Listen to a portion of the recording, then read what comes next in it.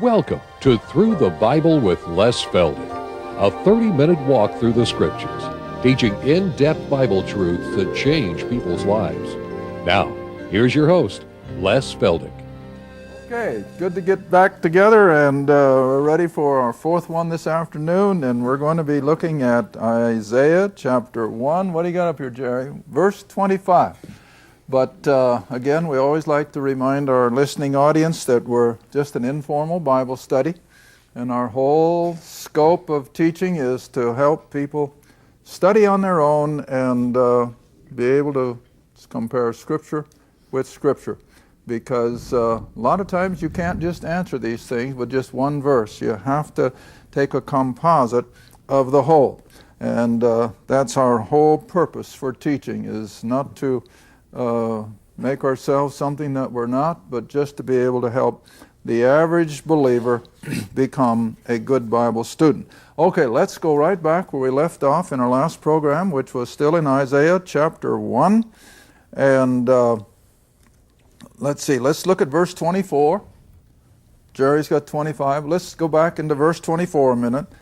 Therefore saith the Lord, because remember what he was just dealing with, all the bribery and all the conniving in order to just make more for the individual with no concern about the widows and the fatherless, the orphans.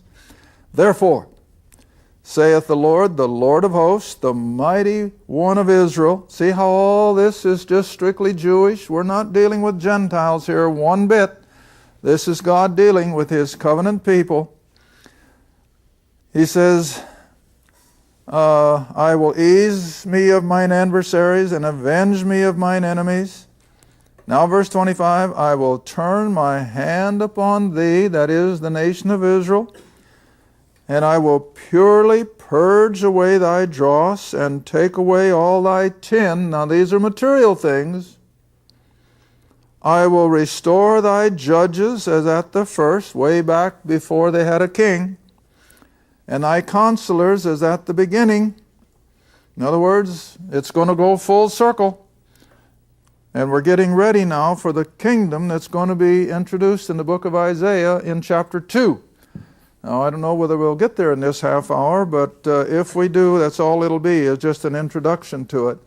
But now he's showing, and I guess the point I want to make before we go any further, all the way through Israel's history, first would come the judgment, and then would come the blessings. Always remember that. Israel would always have to go through the judgment because of their rebellion, because of their wickedness, but God never gave up on them. As we showed in the last half hour, His mercy would not depart from them. And after the judgment, after the dealing with their rebelliousness, here would come the blessings of God. All right, now the same thing here, but it's looking forward to the long term. Now remember when we first started the first program this afternoon, I told you everything in this book is going to have a near term, a mid-term, and a long term. All right, now when we start talking about the kingdom, of course, that's a long term. That's not going to happen after the return from Babylon.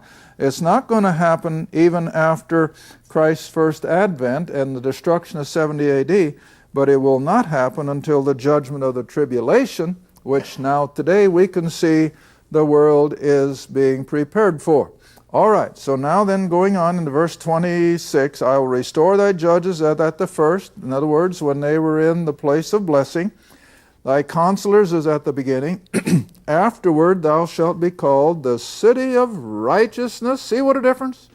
Now instead of being a city of harlots, it's going to be the city of righteousness, the faithful city. Zion, now remember that's another term for Jerusalem. Mount Zion is in the city of Jerusalem.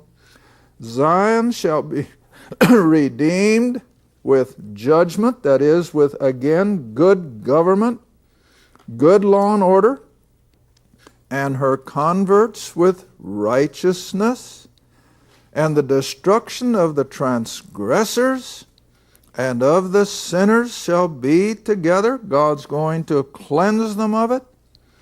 And they that forsake the Lord shall be consumed. He's going to remove them off the scene. Now I can take you up to the gospel account where the Lord said, that at that day there would be two grinding at the mill. One would be taken, the other left. Now, for years, I think a lot of people thought that was a reference to the rapture. No, it was not.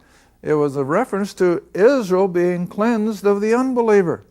And so it's the unbelieving Jew that would be removed, and the believer remains to go into the kingdom. All right, so here we have the same thing. The destruction of the transgressors and the sinners shall be together. They that forsake the Lord shall be consumed. They'll be removed from the scene. Now verse 29.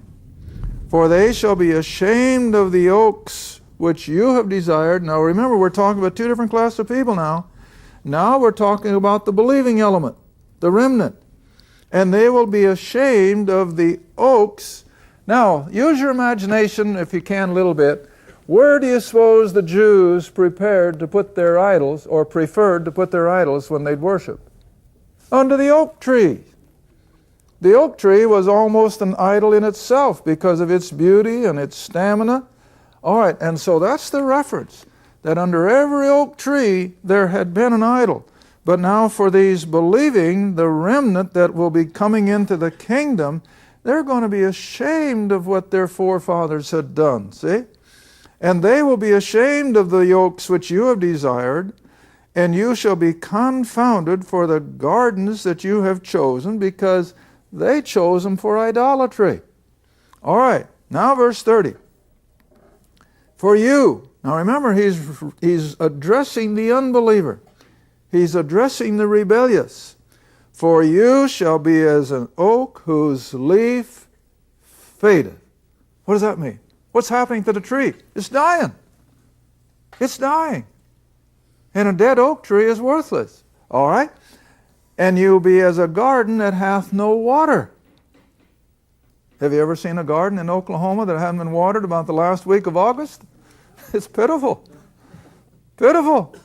Well, that's the analogy, see? You will be just like an unwatered garden that hasn't had rain.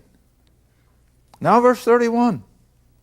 The strong, those who were the eminent members of the nation of Israel, shall be as tow. Now, years and years ago I looked that word up, and it has reference to the flax that is used to weave linen. Now you know linen comes from flax straw. Tow was, if I remember correctly, was the flax straw out of which they made their beautiful linen. All right, and the strong shall be just like flax straw. And the maker of that linen, that is the weaver, will be like a spark. Well, what in the world will a spark do to flax straw? Poof! Goes up in a flame of fire. And they shall both, what? Burn together. And none shall quench them. Now, if it's a stretch, I think maybe we can include the dead oak tree of the previous verse. I'm not sure, but I think it all is analogous, that all of these things that are coming to nothing in the life of Israel will go up in a puff of smoke in the judgment of God. All right, but now, we're going to break into the sunrise of a precious promise, and that is a coming glorious earthly kingdom for the nation of Israel. Isaiah chapter 2, verse 1. The word that Isaiah the son of Amos saw concerning Judah and Jerusalem. Now remember, like we said at the beginning, he is a prophet ministering in the southern kingdom of Judah and Jerusalem, but it also applies to the northern 10 tribes up in what we refer to as Israel. Now verse 2. It shall come to pass. Now, I've said it over and over. What is that? That's a promise, and what's going to follow? The prophecy. The promise and the prophecy. Here's the promise. It's going to happen. What is? That in the last days, the mountain of the Lord's house shall be established in the top of the mountains, and shall be exalted above the hills, and all nations shall flow into it. Now, in order to establish that he's talking about this coming earthly kingdom, just jump ahead with me to Daniel. Daniel chapter 2.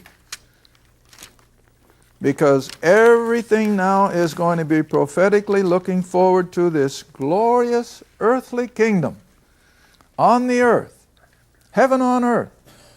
And of course, Christ's first coming was a partial fulfillment of all that. But all right, in Daniel chapter 2, when he has seen the vision of Nebuchadnezzar, and how all the Gentile empires are pictured in that image, the head of gold, the chest of silver, the belly of brass, the legs of iron, the feet and toes of iron mixed with clay, which are representative of 10 nations coming together in a loose democratic form of government, as we see Europe doing today. All right, then he comes to the end of all that. Verse 43, and whereas thou sawest iron mixed with miry clay, I'm in Daniel 2:43, they shall mingle themselves with the seed of men, but they shall not cleave one to another, even as iron is not mixed with clay. I think that's a perfect picture of the European community today. Now then, verse 44, in the days of these kings, or these 10 governments in Western Europe, and that's why I feel we're getting so close to the end time. In the days of these kings, or these governments, shall the God of heaven set up a what? A kingdom which shall never be destroyed. And the kingdom shall not be left to other people. It's going to be Israel's kingdom under Israel's king. Now, I think I mentioned in one of my classes, either on the road or the other night in Oklahoma. Do you remember when the wise men came to King Herod? What were they asking for? Where is he that is to be born King of the Jews? They knew what they were looking for. But did Israel? And then you get all the way to the crucifixion. What did old Pilate have put on the top of the cross? This is Jesus of Nazareth, the what? The King of the Jews. Even old pagan Pilate had a better understanding than the rank and file of Israel. Even Pilate had a better understanding than most in Christendom today. I trust you know that most of Christendom does not recognize a coming earthly kingdom. They don't know what you're talking about. But here it is. It will be a glorious kingdom which shall never be destroyed.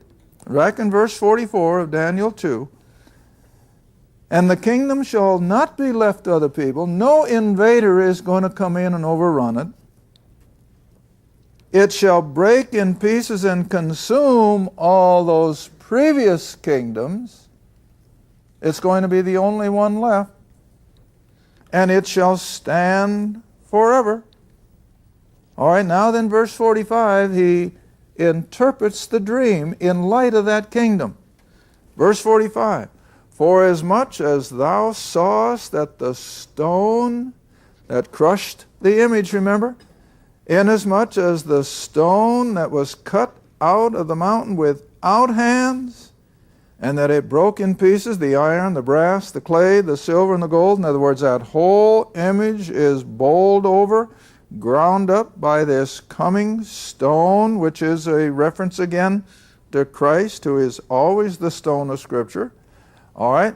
And the great God hath made known to the king what shall come to pass hereafter, and the dream is certain, and the interpretation thereof is sure. All right, now then, while we're in Daniel, might as well go over to chapter 7. Just slip over to chapter 7, where instead of interpreting someone else's dream, Daniel has a vision of his own. And he too is going to depict these same great Gentile empires. And I won't read them verse by verse, but it's the same ones. Verse 4, the first Gentile empire would be Babylon, just like the head of gold. Then comes another one, and it's the Persian Empire, and it's likened unto a bear. And then there comes the next one, which is Greece, verse 6. And it's likened unto a leopard because of its swiftness and its speed. And then comes the fourth great empire, which was the Roman, in verse 7. And then, of course, he goes beyond the Roman and picks up the revived Roman Empire. All right, now then, come on over to verse 9. Now we're to verse 9, as Daniel continues on explaining his vision. And it's identical with Nebuchadnezzar's dream. Now verse 9, I beheld till the thrones were cast down. All the Gentile empires have been obliterated. And the Ancient of Days did sit, the God of heaven, whose garment was white as snow, and the hair of his head was like the pure wool. His throne like a fiery flame, and his wheels as burning fire. And then he goes on and gives a graphic description of the very throne room of heaven. And then you come on down to verse 13. He continues on in his visions, and I saw in the night visions, and behold, one like the Son of Man. Now that's a particular name of deity concerning Israel. And I saw one like the Son of Man. He came with the clouds of heaven. And he came to the Ancient of Days, God the Father. And they brought him, that is, the Son of Man, near before him. Now verse 14, and there was given him, God the Son, dominion and glory and a what? Kingdom. And in this kingdom you'll have all people, all the nations and the languages, and they will serve him. His dominion is an everlasting dominion. It's going to be for 1,000 years on the planet as we know it. It'll be interrupted for just a little bit, and it slips right on into an eternal new heaven, new earth, but it's the same kingdom over which Christ will rule and reign on the new earth. All right? And it'll be an everlasting dominion which shall not pass away, and his kingdom that which shall not be destroyed. All right, now let's go back and go a little further in Isaiah chapter 2, and then we're going to digress if we have time and pick up some of the other prophecies that depict judgment followed by this glorious coming kingdom. Back to Isaiah 2, verse 2 again, hon. This is a key verse in prophecy. And it shall come to pass in the last days, leading up to Christ's return. Now you got to remember, did Israel have any concept of a 2,000-year interval between the cross and the king? No. There was no concept of that whatsoever. They thought that there would have to be a suffering Messiah, but they didn't understand how, what, and what for. They didn't understand a crucifixion. They didn't understand that the Messiah would be crucified, buried, and raised from the dead. All they understood was that there would be a suffering Messiah. Isaiah 53 was full of it. How he would be like a lamb before his shearers is dumb, and how he would be suffering for the transgressions of the people. But they didn't know how, why, or when. But they also knew there was a coming glorious king. And that's what Peter speaks of, that the prophets searched diligently, because they knew there had to be two concepts of Messiah, a suffering Messiah and a ruling Messiah. But they couldn't put it together. And God didn't expect them to, because see, Israel had no idea that because of their unbelief, the kingdom would be postponed, and that instead of coming in shortly after the resurrection and ascension and the tribulation, and Christ would return as all the Old Testament depicts it, there would be a 1900 and some year interval with Israel out in dispersion, brought back to the land before the king and the kingdom could come. And so this was all hidden from them so that they couldn't understand it. All right, but reading on in verse 2, that it will come to pass that the mountain of the Lord's house shall be established in the top of the mountains. The mountains here depicting kingdoms. And it'll be above all other kingdoms that have ever existed. And it will be exalted above even smaller kingdoms and empires. And then here's the promise. all the nations shall flow into it. Now remember, there's no concept here of the intervening church age. There is no concept except that Israel would be the evangelists bringing the Gentiles to a knowledge of their God. Jump all the way up to Zechariah. Zechariah, chapter 8.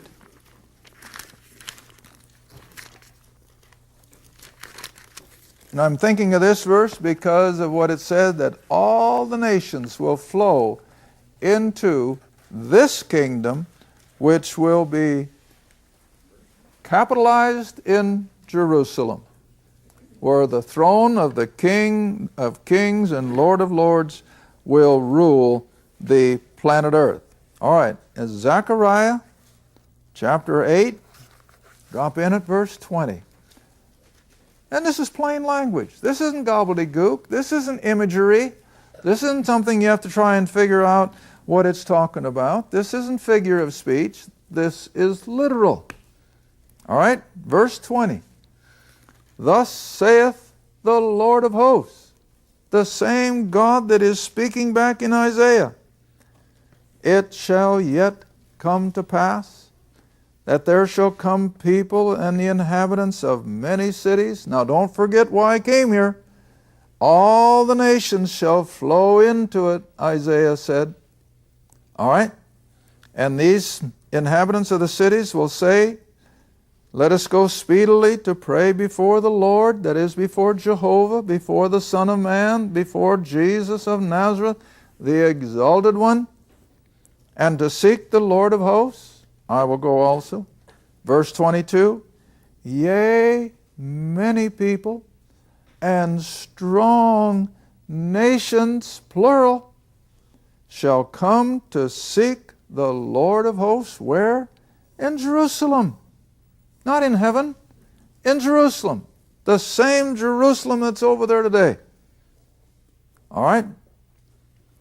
And they will pray before the Lord. Now here comes a promise from God Himself. Thus saith the Lord of hosts, in those days when Israel has the king and the kingdom, it shall come to pass that 10 men shall take hold out of all the languages of the nations, even shall take hold of the skirt of him that is a Jew. And they will say to the Jew, we will go with you. Why? For we have heard that God is with you. Now, is that plain enough? It's coming. Now, of course, since they dropped the ball at His first advent and rejected this opportunity, they won't have the privilege of winning Gentiles to their Messiah during the kingdom. It will now have to be done before the kingdom begins, because there will be no plan of salvation in the kingdom. There will be no lost people per se. Satan is locked up, so there is no rebellion that's evident. And so this is something that has now, you might say, been abrogated by the fall of the nation. But I feel the 144,000 will pick up the ball in the tribulation period and still make restitution for what the nation as a whole has dropped. All right, in the couple minutes we have left, let's come all the way back to Psalms. We've used these verses, especially for those of you here in my Oklahoma classes. We use this over and over to depict, Psalms chapter 2, hon. Psalms chapter 2, to depict the outline of this Old Testament program. And it's so clearly put. And yet, I'm afraid most of Christendom ignores it. It doesn't, again, need interpretation. I don't have to go and construct out of the Greek what it's saying. It's plain English. All right, verse 1. We got 3 minutes left, and I think I can do it. Verse 1 of Psalm chapter 2. Why do the heathen, the non-Jewish world, rage, and the people, Israel, in consort with them, imagine a vain thing? The kings of the earth, now as it then shook out, it was Rome, Pilate, set themselves, and the rulers, the high priests, took counsel together, not just Jews, but together with the Gentiles, And they rebelled against the Lord and against his anointed, saying, let us break their bands asunder and cast away their cord. In other words, they don't want God ruling in the affairs of Gentile or Israel. Just leave us to our own thing. Now, verse 4. This is God's response. He laughs a laugh of derision. Verse 5. Now, after they've rejected the king, they've crucified him. Rome carried it out. Israel demanded it, and it was accomplished. But he arose from the dead and went back to glory. Now verse 5. Then, after his rejection, then he shall speak unto them, that is, the whole world, in his wrath. Not love, not mercy. This is judgment. This is the tribulation. And he speaks them in his wrath. He will vex them. Now remember the pronouns. Who are we talking about? The whole world. Not just Israel. Not Israel exempted.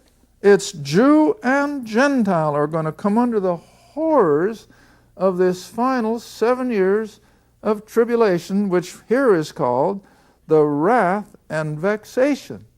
All right, now then, what follows the wrath and vexation? The blessings. And what's the blessing? Yet have I set my king upon the holy hill of Zion. Now, isn't that as plain as you can get it? There's the process. Humankind reject the Messiah of Israel. They put him to death. We know from Psalms 110 verse 1, God calls him back to glory to sit at the Father's right hand until he makes his enemies his footstool, which will happen during the tribulation. Then comes in the wrath and the vexation, the 7 years that Daniel 9 depicts. But when the 7 years have run their course, Christ returns, ushers in this glorious kingdom on earth, and he will rule and reign from Mount Zion in Jerusalem. That's the kingdom.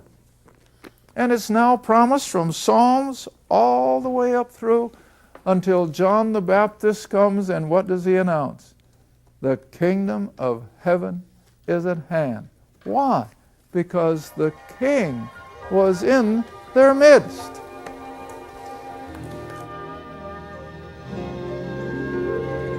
Thank you for watching Through the Bible with Les Feldick.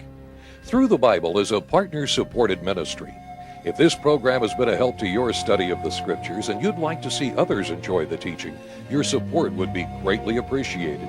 Write to us at Les Feldick Ministries, 30706 West Lona Valley Road, Kinta, Oklahoma, 74552. Or call 1-800-369-7856. Remember, all programs are available in printed form, audio cassette, and videotape.